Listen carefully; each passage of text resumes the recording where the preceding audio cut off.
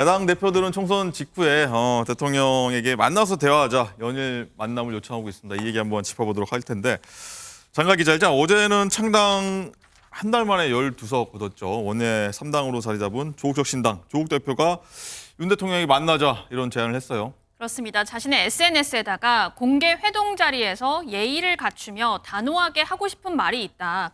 공개 요청에 대한 대통령실의 답변을 기대한다고 적었습니다. 어제 사실 조국 대표가 한 말 중에 가장 좀 인상 깊은 말이 꼴잡하고 얍실이라는 말인데요. 네. 조국 대표는 이재명 대표가 수차례 영수회담을 요청을 했지만 총선 전에 이재명 대표를 구속시키겠다는 목표가 있으니 대통령이 만나지 않았던 것이다.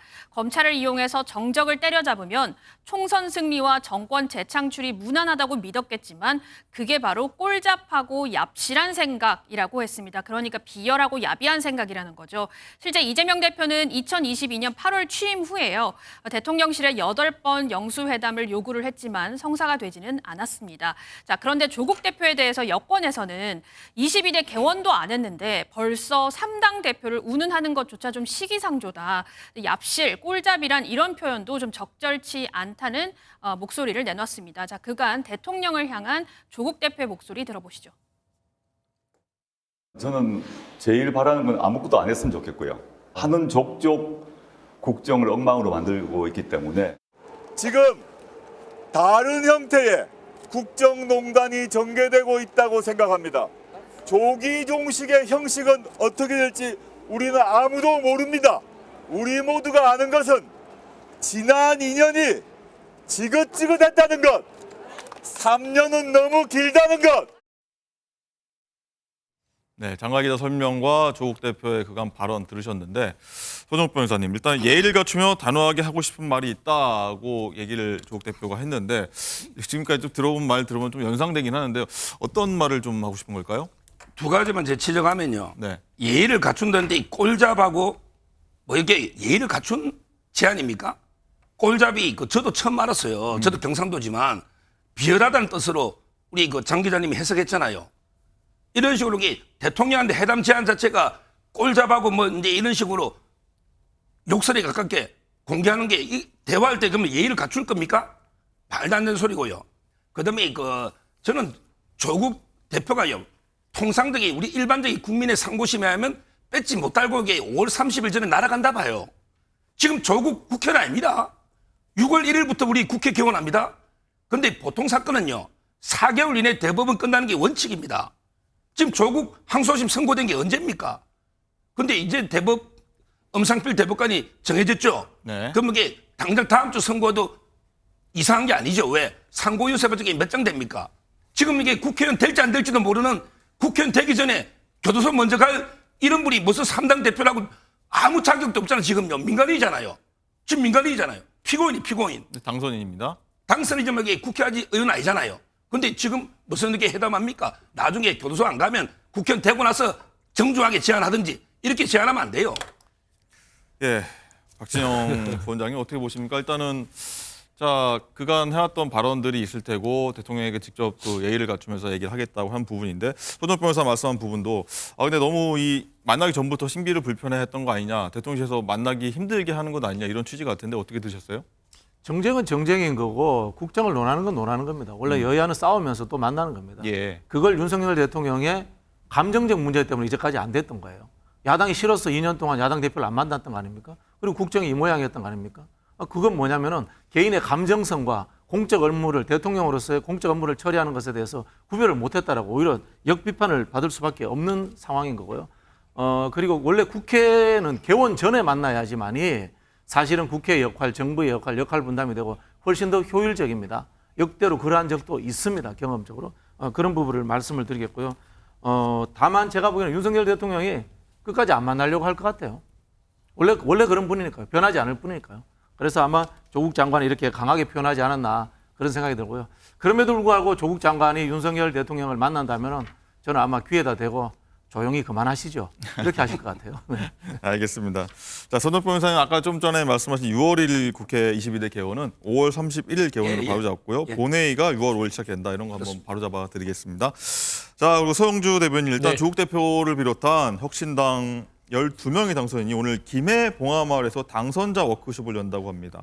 자, 이곳은 좀 의미하는 바가 있지 않습니까? 노무현 전 대통령, 문재인 전 대통령 가까운 근처인데 어떤 얘기들을 나눌까요? 거기서 한 이유는 뭘까요?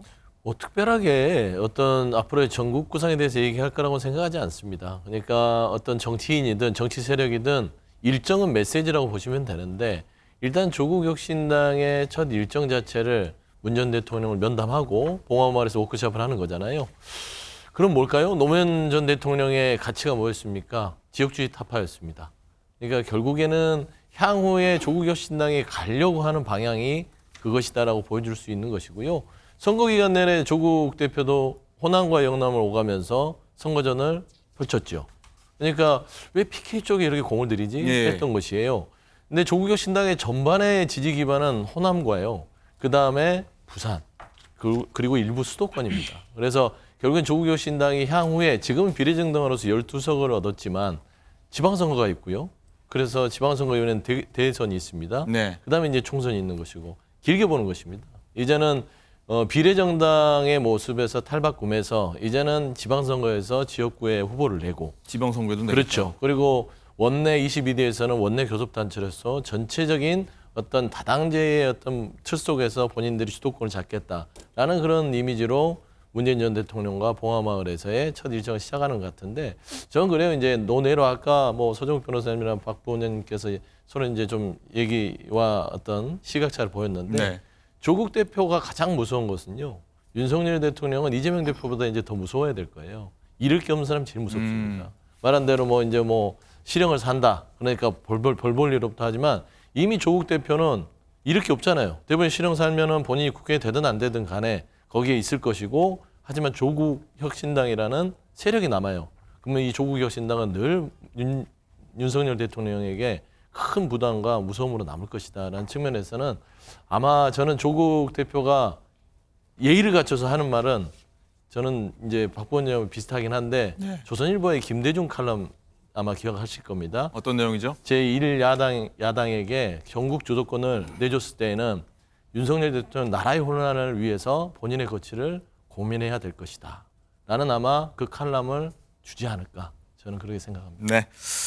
자, 민주당 얘기 하나 더 해볼 텐데 장가 기자, 일단은 총선이 지난주 끝났는데 민주당 내부에서는 그 200석 얘기가 계속 거론되고 있다고 해요. 그렇습니다. 딸 명의로 편법 대출을 한 양문석 당선인 그리고 이대 미군 성상납 발언 등으로 논란을 일으킨 이 김준혁 후보 때문에 막판에 수도권 박빙 현상이 좀 심화가 됐고 영남에서 보수 결집이 뚜렷해졌다 이런 목소리가 나옵니다. 또 네. 지도부가 좀 조기 결단을 했다면 10석은 더 건질 수 있지 않았을까 하는 아쉬움의 목소리가 나오고 있습니다. 네. 서정욱 변호사님 어떻게 보십니까? 민주당에서 200석 얘기가 나오는 이유가 200석 달성할 수 있었는데 뭐 이런 아쉬움 같습니다.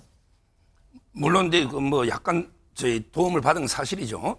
아마 그 지역은 이제 워낙 그 야당 텃밭이니까 본인들은 당선됐지만 초접전 지역, 특히 이제 그 부산, 낙동강 벨트 있잖아요. 이런 데서는 이제 그 두 분의 발언이 저는 영향을 줬다. 이렇게 동의를 하고요. 여기서 이제 그 특히 그 한 게 김준혁 교수예요. 네. 김준혁 교수가 이제 그 마지막에 태계 이황이 있잖아요. 태계 이황. 이분이 뭐 성생활의 대가라 했는가? 이분이 성리학을 하다 보니까 그 한자가 똑같기는 똑같아요. 성리학 할 때 성자하고 성관계 할 때 성자하고. 그렇지만 이게 의미는 전혀 틀려요. 성리학은 주자가 말한 거는 본성 탐구하는 거고요. 그다음에 태계 이황이 성리학이 대가지 성생활의 대가가 아니잖아요. 이런 거는 이게 엄청나게 저는 유림이나 우리 국민들한테 그 비판을 받았고 이런 주말에 게 가서 영향을 줬다고 사과를 했습니다. 예, 성균관대 가서.